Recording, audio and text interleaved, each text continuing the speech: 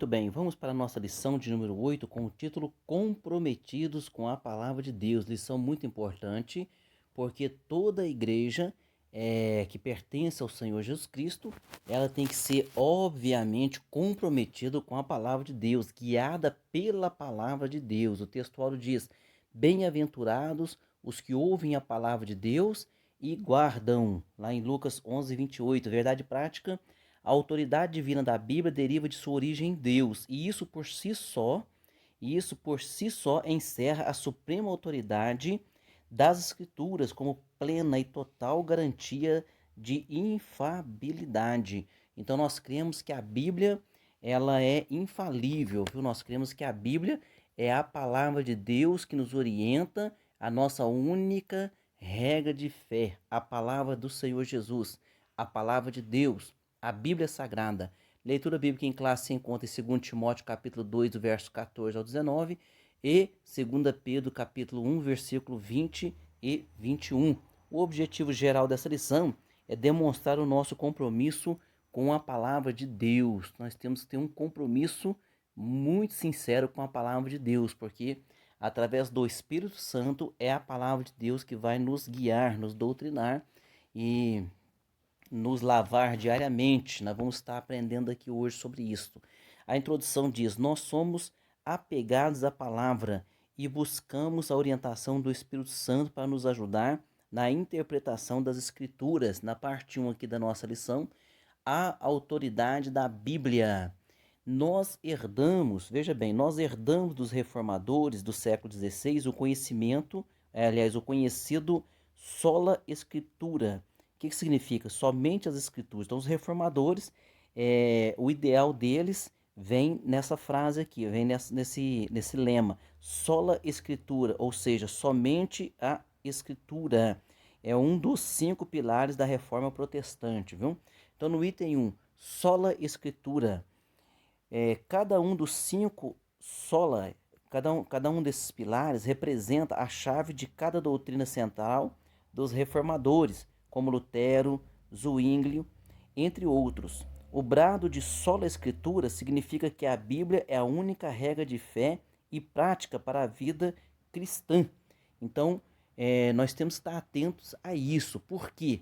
Porque nós, pelo menos nós da Assembleia de Deus, né, nós somos guiados pela palavra do Senhor. Então, muitas vezes as pessoas confundem. Ah, mas são pentecostais? Sim.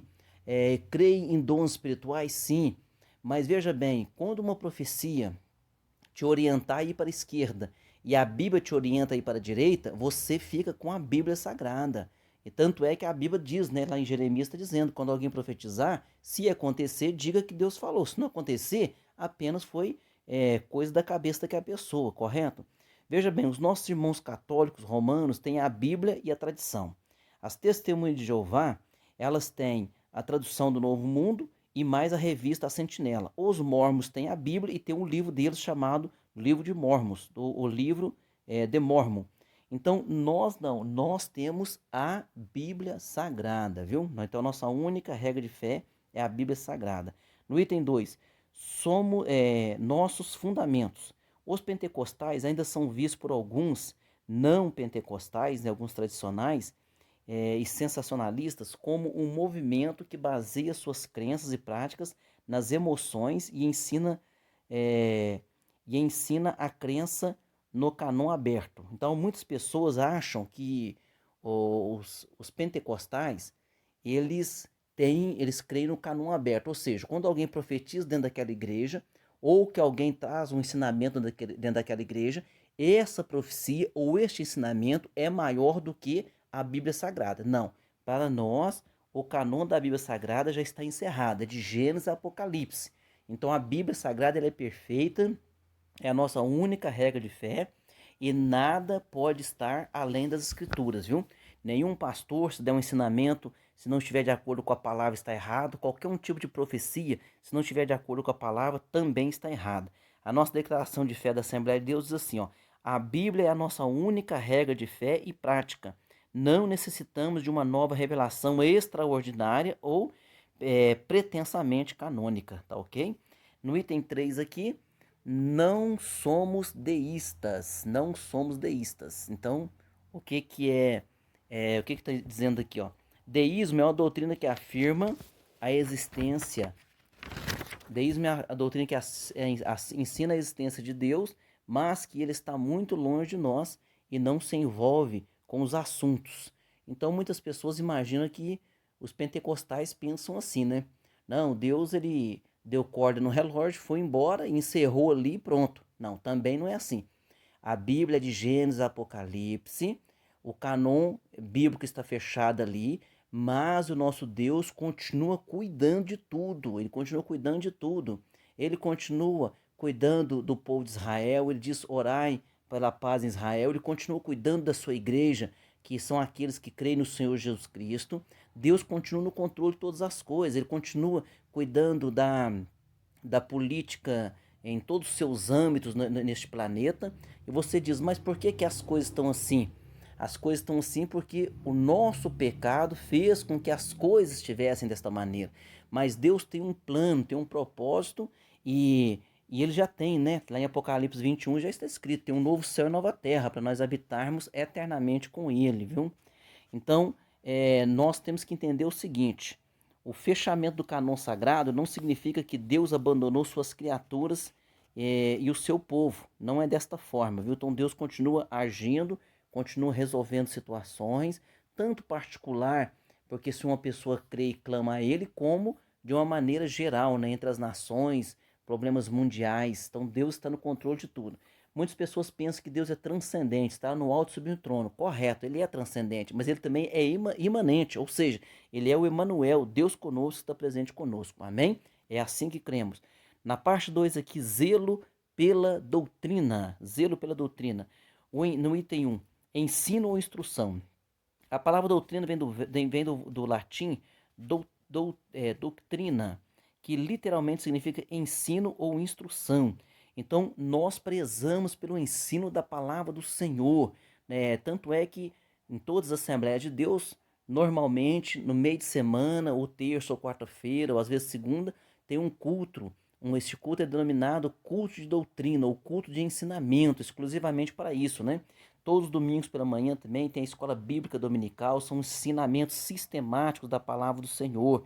E a própria Bíblia, ali está escrito, ó, e perseveravam na doutrina dos apóstolos. O que quer dizer perseveravam na doutrina dos apóstolos? No ensinamento que os apóstolos davam. E esse ensinamento que os apóstolos davam, isso aí já vem de um costume do Antigo Testamento. Lá no Antigo Testamento também era ensinada a palavra, não somente por aqueles que estavam ali com a autoridade de ensinar, mas toda a família, né, tinha instrução de ensinar o seu filho ao deitar, ao levantar, ao caminhar com ele. Então essa doutrina já é presente em toda a Bíblia Sagrada, viu?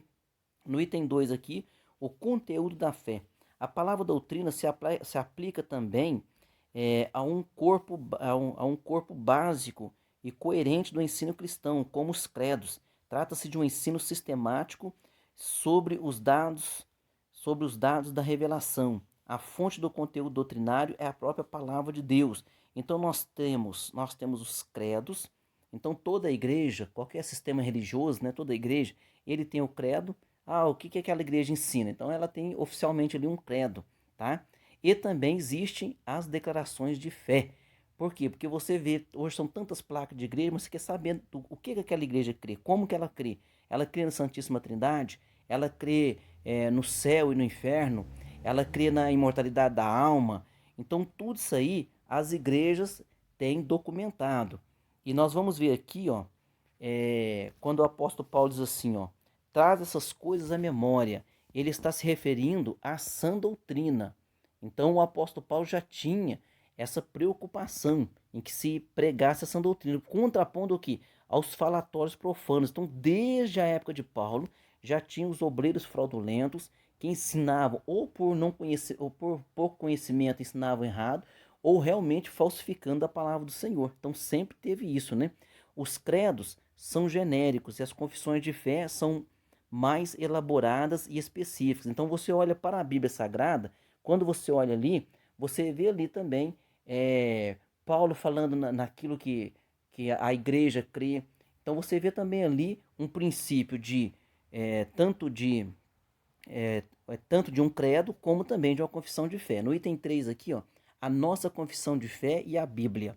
A nossa confissão de fé não é de autoria particular, pois expressa o pensamento e a vida da igreja. Então, a Assembleia de Deus tem a sua confissão de fé, tem o seu credo, todas as igrejas têm, mas baseado no que? Na Bíblia Sagrada, viu? Na Bíblia Sagrada. Entretanto, a palavra final é a Bíblia. A declaração de fé expressa a doutrina oficial da igreja. Então, qual é a doutrina oficial da igreja? Você vai ver lá o credo da igreja. O credo é aquilo que crê. Você vai ver lá a declaração de fé. Mas esse credo, essa declaração de fé são baseados na Bíblia Sagrada, tá ok? Na parte, a parte 3 da nossa lição, cuidado quanto aos modismos, viu? Então não é apenas os modismos, que em toda época surge modismo, mas também para que nós precisamos refutar, defender a igreja contra as seitas e heresias. O que é heresia? É um ensinamento que é contrário à palavra. E quando as pessoas se juntam a esse ensinamento, um ensinamento contrário à heresia, mas quando as pessoas se juntam com essa heresia e montam uma igreja, então aquela igreja é uma seita, tá ok? No item 1, modismo. Essa palavra traz a ideia de que daquilo que está na moda. Isso se aplica também no campo teológico. Então, quantas coisas, né? Um tempo atrás se falava tanto como o dente de ouro. Ah, a pessoa orou lá e apareceu o dente de ouro.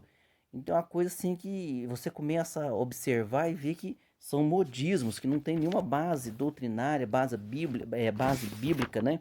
Também o modismo do dom da unção do caicai, do sopro santo, do G12, a febre dos anjos e outras aberrações doutrinárias. Então, tudo isso aí são ventos de doutrinas que passam, que vão embora, mas o que permanece é a Bíblia Sagrada. No item 2, procura apresentar-te a Deus aprovado. Então, nós, obreiros, precisamos nos apresentar a Deus aprovado, ou seja, precisamos levar a sã doutrina até as pessoas.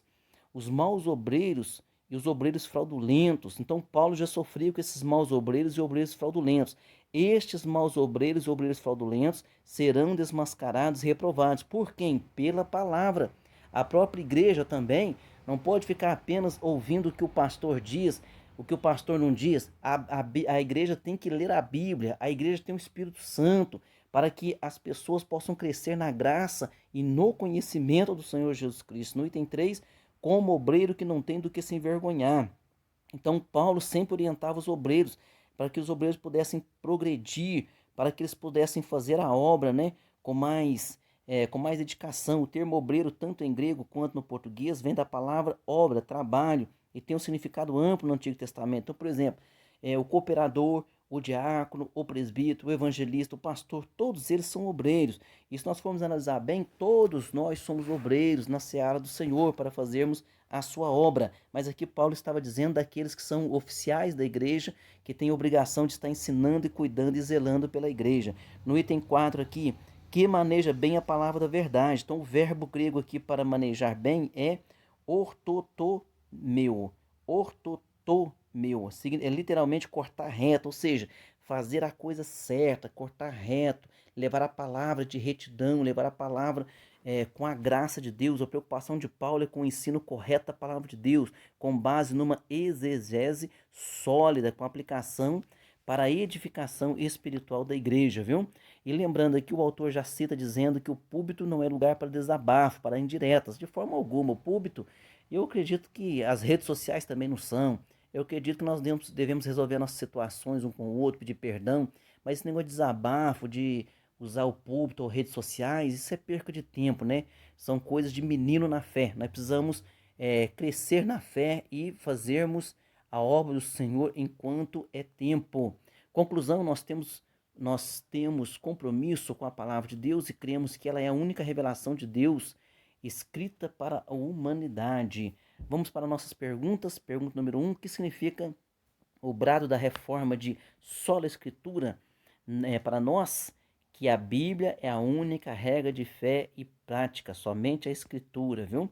Pergunta 2, como Deus se comunica conosco atualmente? Nós cremos que Deus continua a se comunicar com o seu povo por meio dos dons espirituais, da palavra do Senhor. Por exemplo, quando a pessoa vai pregar a palavra, nos dons espirituais tem a palavra da ciência, a palavra da sabedoria. Então, quando a pessoa começa a pregar, aquele dom atua na pessoa para que ela possa explicar a palavra, para que aquela palavra possa fazer uma mudança na vida daquela pessoa, gerar uma fé naquela pessoa. Tudo é o trabalhar de Deus, graças a Deus, né? É, pergunta 3: o que significa perseveravam na doutrina dos apóstolos? Perseveravam no ensinamento dos apóstolos. Isso que significa. O que significa modismo? Modismo, a própria palavra já fala aqui que está na moda, né? Mas são ventos de doutrina, são passageiros, são efêmeros. O que permanece, na verdade, é o que? É a palavra. Passarão os céus e a terra, mas as minhas palavras permanecem para sempre. Aleluia. Pergunta 5: qual a preocupação do apóstolo Paulo com o uso da frase maneja bem a palavra da verdade? Qual que era a preocupação? É que o obreiro esteja preparado para interpretar corretamente um texto, né? Numa exegese sólida e falar corretamente a palavra para que a igreja seja edificada. Muito bem, que Deus te abençoe e até a próxima aula. Lembrando sempre, nós somos guiados pela palavra. Amém? Deus te abençoe grandemente.